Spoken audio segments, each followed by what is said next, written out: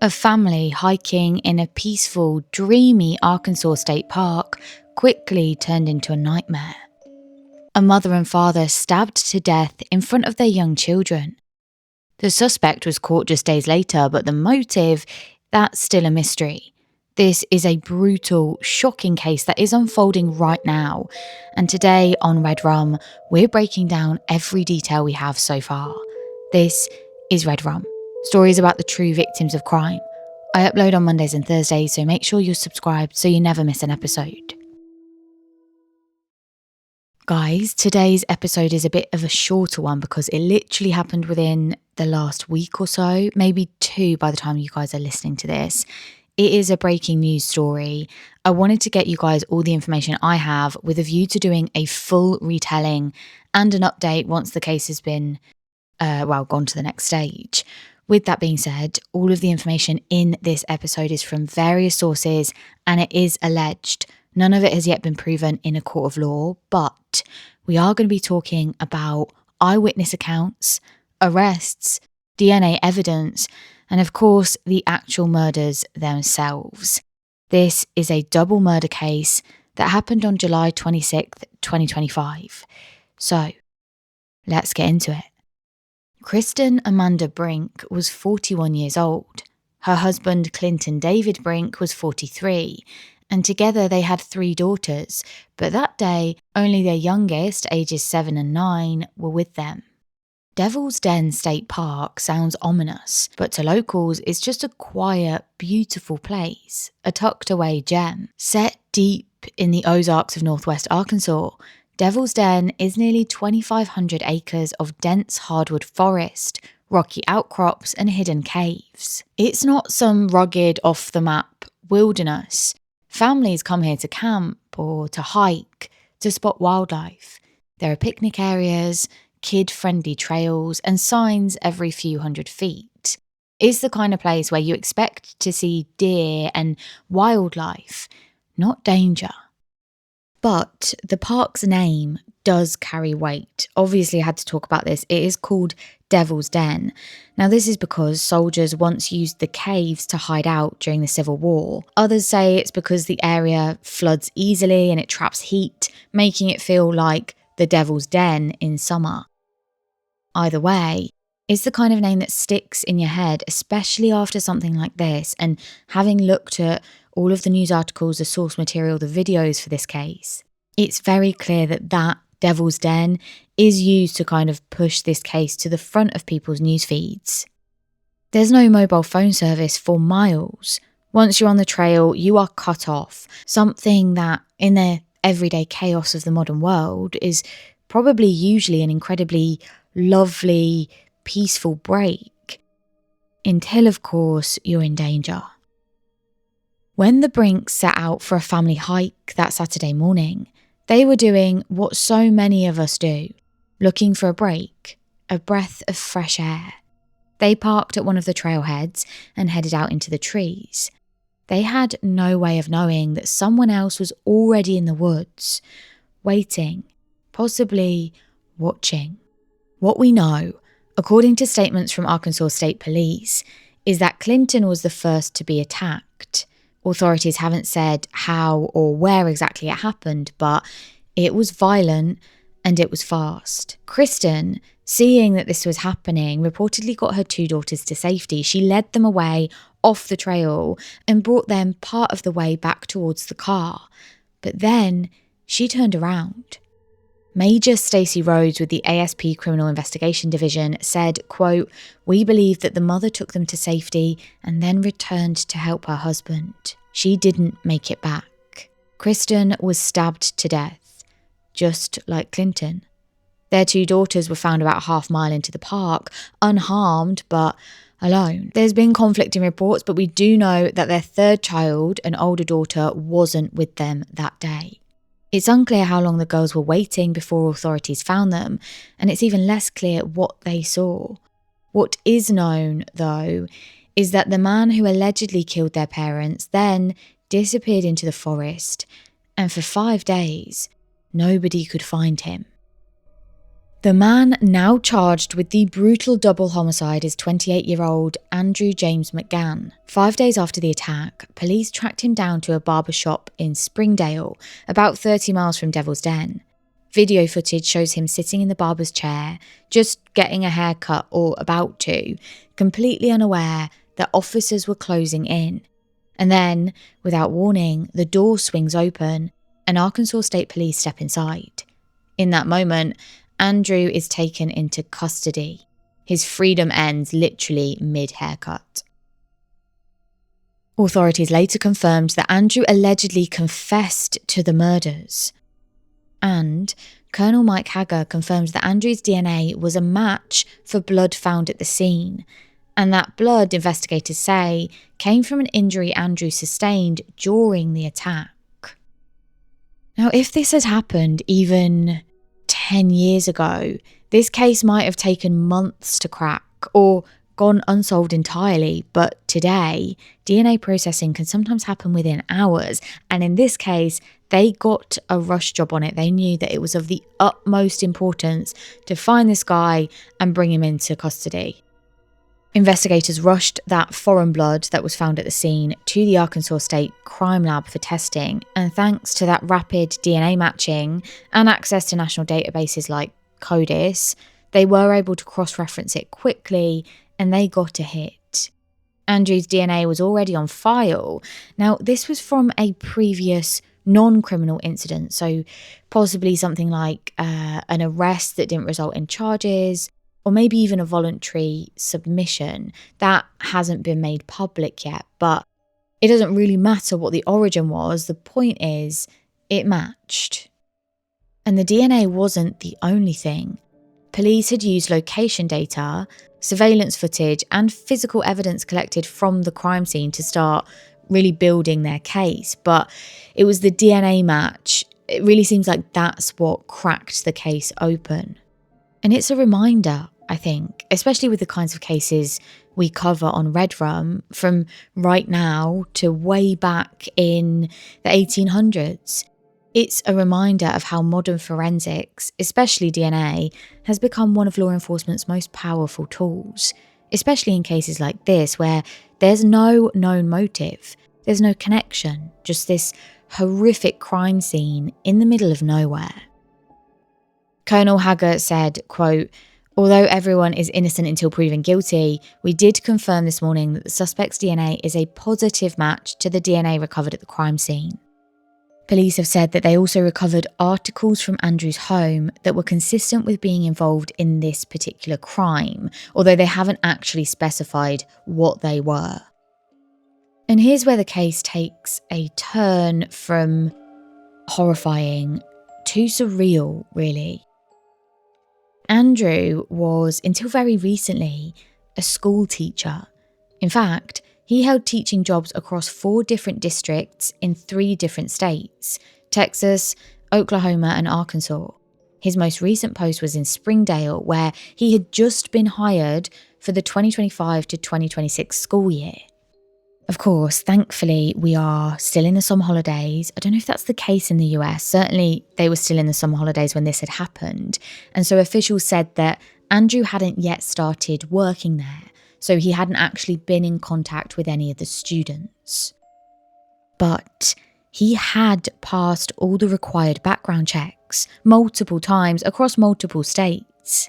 And when you dig a little deeper, the cracks start to show. In 2022, Andrew graduated with a degree in elementary education from Oklahoma State University. What followed was a kind of quick-fire series of very short-lived teaching roles. His first job was at Donald Elementary in Flower Mound, Texas. This was during the 2022 to 2023 school year. In spring of that year, he was placed on administrative leave. The reasons listed were concerns about, quote, classroom management, professional judgment, and favouritism. I know US employment law is different to the UK, but, I don't know, certainly over here it's hard to fire someone just because. Like, you have to have probable reason, or at least think you do. And beyond that, teaching is one of the most understaffed professions right now. Schools are desperate for qualified teachers, so letting Andrew go just wasn't a routine move. That had to be a significant decision. The following year, he took a job teaching in Oklahoma, 5th grade, Spring Creek Elementary. Parents from that class later described him as off. One said that Andrew wouldn't look them in the eye, wouldn't talk to adults, just kind of quietly kept himself to himself and only really spoke to the kids. He was described as not super friendly, and the interactions were described as strange. He didn't last long there either.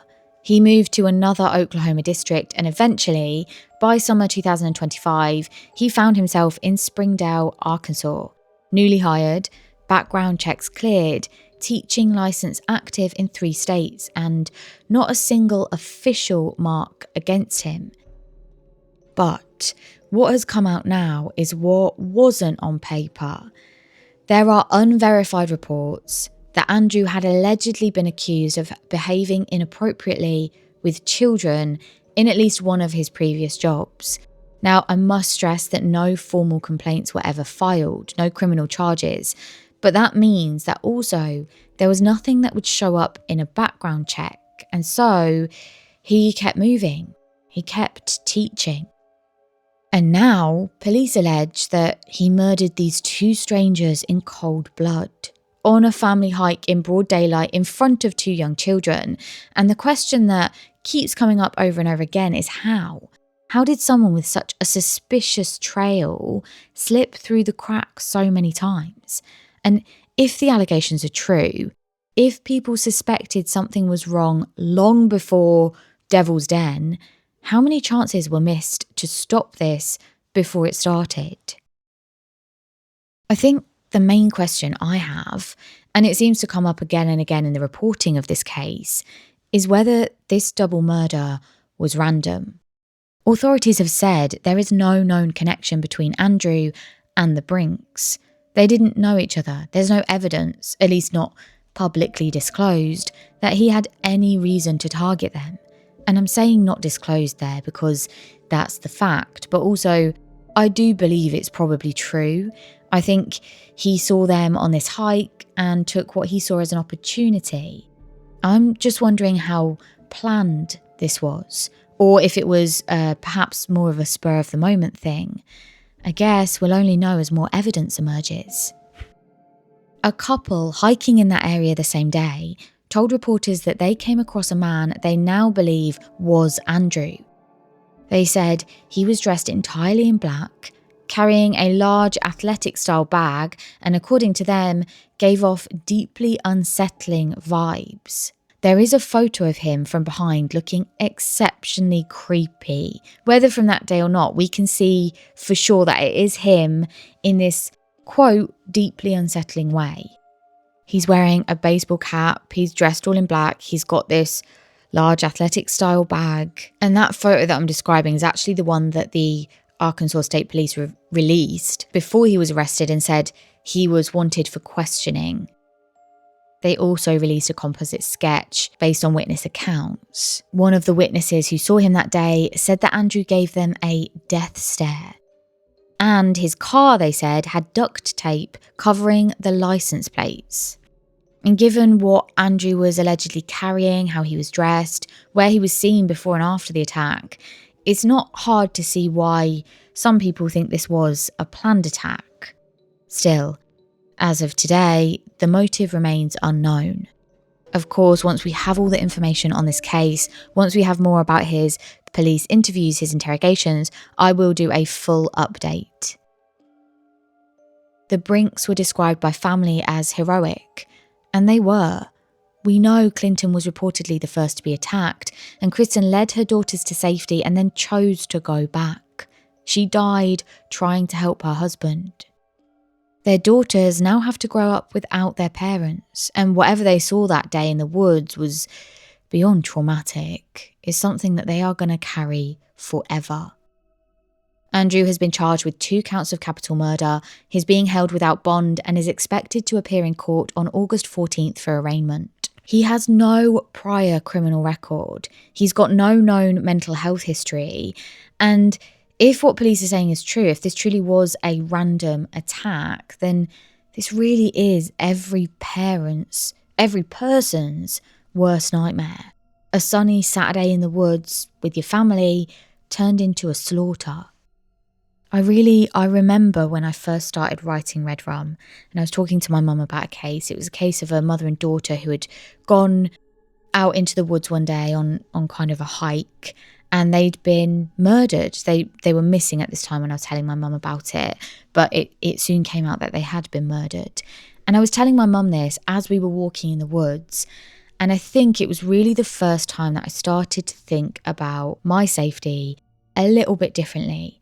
People always ask me if doing this job, researching, writing, talking to you guys about different murders, if it affects my mental state, how I feel about going out of the house, about going into the woods, etc. And it really does. But I say to them, I don't think it's necessarily because I'm like more anxious, more scared about everything. I think it's more so because I am more aware. And the cases like this that come out that seem incredibly random, we obviously don't know the motive in this case, but also just happened on like a sunny, bright day. It just makes me think like that even more so, I think. There's something about this case that doesn't sit right with me. Not just the brutality of it or the randomness, but the fact that Andrew had a history, some sort of history, but it didn't stop him from working around children. Now, he wasn't a registered sex offender, he didn't have a felony record, but according to multiple reports, we know he'd faced allegations and internal concerns during his time as a teacher across multiple states. In Arkansas, in Utah, and possibly even Oregon, people had raised red flags. Not enough to get him arrested, but enough to raise serious questions about whether this man should ever have been near a classroom again. Yet, each time, he seemed to resurface. We see this all the time with doctors and medical cases like Dr. Death. I'll probably do a deep dive on that sometime. But yes, we see it where hospitals don't want to take the financial strain or the reputational shit. So they just quietly let the person go and they never face any real consequences. They're just able to go from hospital to hospital. In this case, with schools, I don't know, I think it highlights a real flaw in the system because in most US states, school districts aren't required to share internal investigations or complaints unless formal charges are filed. And I do get the innocent until proven guilty point. I really do understand that. But it just seems like there needs to be something to allow these schools to talk to one another. Because even then, employment laws and privacy protections can kind of muddy the waters. So I don't think there really is a clear answer to this. I just know that when a teacher moves from one state to another, obviously they don't always take their baggage with them, at least not on paper. It raises an uncomfortable question. How many Andrews are out there? Quietly bouncing between schools, never really leaving enough of an actual formal trail to kind of set off alarms. And more urgently, I suppose the question is, are we doing enough to protect the most vulnerable people in the system, the children, from the ones who do slip through the cracks? As of now, these are all allegations. Andrew is presumed innocent until proven guilty in court, but the DNA match, the confession, the behaviour before and after, the eyewitness accounts, it all paints a disturbing picture of someone who, for reasons we may never understand, destroyed a family in the middle of a lovely Saturday morning hike. The Brink family has asked that Kristen and Clinton be remembered not for how they died, but for how they lived, and for the sacrifice they made protecting their children. And if one thing is clear in this very murky at this point and devastating story, it's this. Clinton and Kristen died as heroes. Thank you for joining me for this week's episode of REDRUM. Let me know what you think. Do you think he's guilty, innocent? I know there's not a huge amount of information out there, but we do have more than a lot of the time in these early stages of investigations. So let me know what you think. Also, drop me a comment there if you want to expand. I'm really interested to hear your thoughts. And of course, I will do an update on this case as well, as and when we have more information. Other than that, I'll see you guys on Monday for your next episode of REDRUM.